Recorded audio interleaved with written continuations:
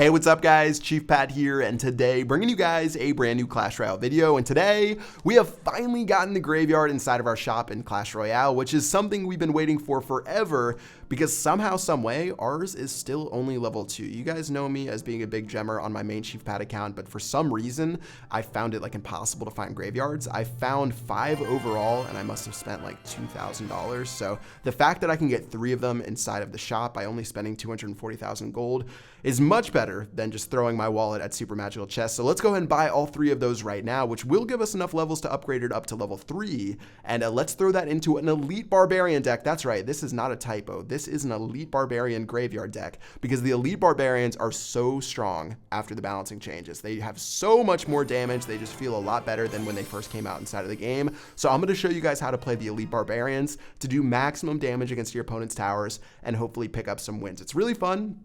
Of course, this is going to be during challenges, and it's really easy to get commons up to level 9 by just requesting over and over again. So let's go ahead and try an Elite Barbarian graveyard deck. I honestly never thought I would say those words in my life, but let's go ahead and try it out and see if we can pick up some wins. So the main point of this deck is to get the tank onto the tower, and then of course using the graveyard to follow it up. And what better card than the new and improved Elite Barbarians to tank for the tower and let your graveyard do work. So I've got the Ice Golem down, I've got 2 archers down right now. I still don't have my graveyard, so it's a little bit difficult, but take a look at this. He's invested on that right hand side, but he has no cards on this left. So let's drop our Elite Barbarians. I'm actually going to miss and play them, so the archer is going to die first, but look at the Elite Barbarians go. His fireball is going to miss because the Elite Barbarians are just so dang fast. I've got 1 Elite Barbarian on the tower doing work over and over again. I've got the zap spell trying to help out, and with 1 Elite Barbarian push, that tower is already down to 567 HP. This is not a drill. The Elite Barbarians do work inside of Clash Royale, and they are officially strong. They beat that tower down to a pulp, and now with our Ice Golem, that's going to be plenty tanky to take out the Mega Minion and the Miner to make sure we take 0 damage on our tower, and we can go ahead and reset for the rest of the game. Now, since that tower is down to 433, I honestly don't even need to worry about it. I can just use my Lightning Spell to take it out, as well as like a Zap Spell. So I'm going to go ahead and get ready to defend against this Lava Hound right here, but I do have the Elite Barbarians in my hand, and I'm not going to be afraid to go for that right-hand tower and make a even bigger lead using those barbs. So there they go. Elite Barbarians have gone down right now. They're going to start making their way towards that tower. Fireball will go down, but look at the damage. Look at the damage. They just smacked that tower into pieces, and as this dude plays his clone spell, his tower's already down to 593 on the other lane. We've got archers killing the clone Lava Hound right here. His miner's not going to be able to do too much at all, and this game is ridiculous. Elite Barbarians have smacked the towers down to a pulp, and we barely even needed our graveyard spell. The graveyard has done almost nothing for us, and with the Ice Golem, the archers attacking that Mega Minion, I'm just going to let that push do its thing. The Ice Golem's actually going to explode and get some good damage down, and yeah, now with the archers making their way, they're actually not going to get a hit off on the tower, but we can split our Elite Barbarians and get ready for another push and hopefully be able to finish off this game. It's crazy the difference between the Elite Barbarians before and after these changes. I'm going to throw the graveyard down on top of the tower. He's going to play a Lava Hound, which obviously is not going to be able to do anything. And with both Elite Barbarians over there, they're going to be doing work. The graveyard's going to lock onto the tower. I've got 2 archers, 2 zap spells, 2 chains, and that tower is going to go all the way down to 0. The Elite Barbarian graveyard deck going to give us a 3-crown victory with only 30 seconds left in the battle. So very first battle using this deck, so strong, feels really good. Let's go ahead and get into battle number 2, and hopefully we can have the same result. And we'll see if our opponents are going to be able to deal with the Elite Barbarians a little bit better inside of this battle. Now, starting off against Skyanto, he has a quick Hog Rider, and I'm going to go ahead and play the Tombstone. And notice where I place the Tombstone. It might seem a little counterintuitive because it's in the right-hand lane, like the skeletons are spawning to the right, but it brings the Hog Rider all the way over there, and it makes it so both of my towers can help kill the Hog Rider, which is really good. And yeah, that's why I put it all the way over there. It's like a new thing I've been doing, and it's worked out really well for me, so that's pretty much it for that explanation. Now, let's get ready for some more Elite Barbarians, guys. I love them, you love them, everyone loves the Elite Barbarians. There they go. The left-hand Elite Barbarian's going to tank. The right-hand, look at that right Elite Barbarian on the right. Look at 1 Elite Barbarian by itself, smacking that tower down to 1,300, 1,100, 900, 850. That is ridiculous. Like, that card is technically 3 elixir because it's 3 elixir per Elite Barbarian. That 1 card did 1,700 damage against that right-hand tower. Elite Barbarians, so ridiculous, and feeling much better inside of Clash Royale. Now again, another Hog Rider push. This time I don't have the Tombstone in the correct placement because I played it before.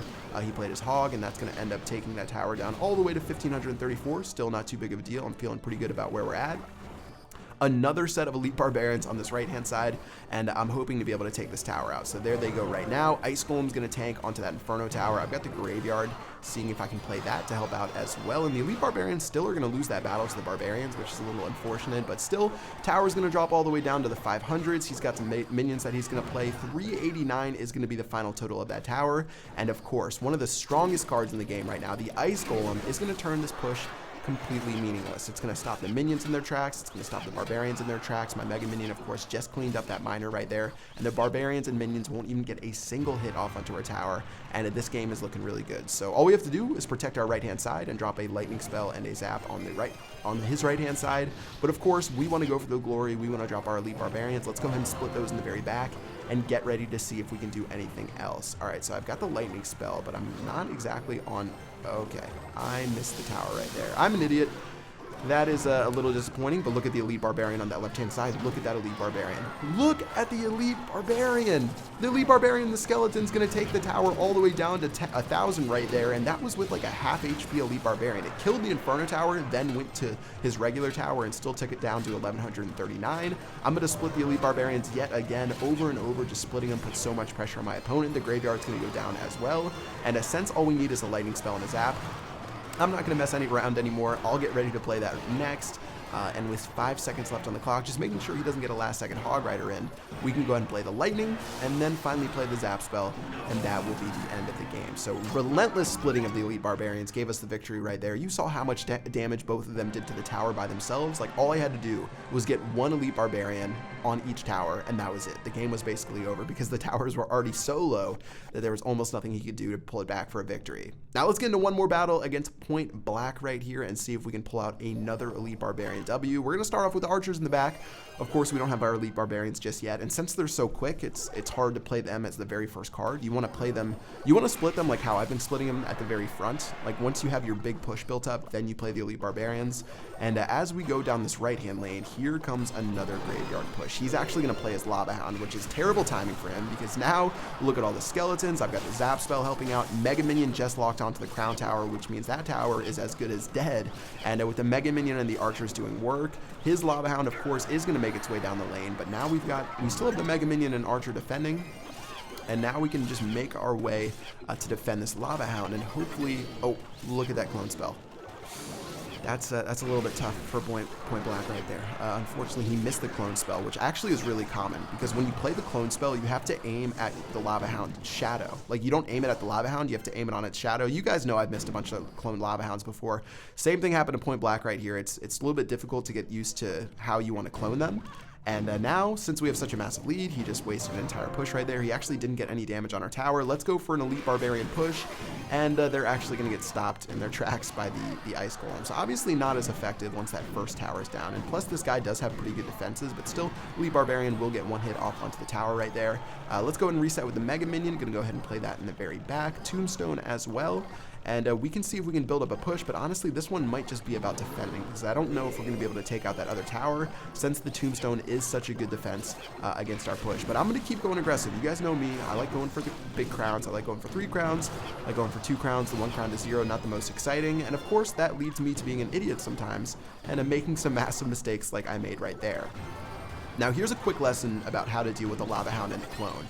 Don't kill the clone until the first Lava Hound pops. I repeat, do not kill the clone until the first Lava Hound pops, and then wait for the second one to pop, and then zap. Do you see how I did it right there? You have to wait for both Lava Hounds to pop, and then you drop your zap spell or your arrows, because if you do your zap spell while the clone Lava Hound is still like up and the real Lava Hound just popped, then the clone Lava Hound's gonna pop and you're gonna have no zap spell or arrows to deal with it. So what you want to do every single time is to make sure that you have the real one dies first. Do not touch the clone Lava Hound first, and then once the clone Lava Hound dies, there's going to be 12 Lava Pups, and you finally drop your Zap spell or your arrows. So I'll go ahead and show you guys again. We've got 2 clones, we've got 2 Lava Hounds right here. The first one's going to die, and as soon as the first one dies, your tower will redirect and attack the second one. Boom, second one dies, Zap spell goes down. It'll make it so you don't take massive amounts of damage every single time, and once people learn that, the clone spell Lava Hound won't be as effective, but as you can see, we were able to hold him off and pull off a 1 crown to 0 victory.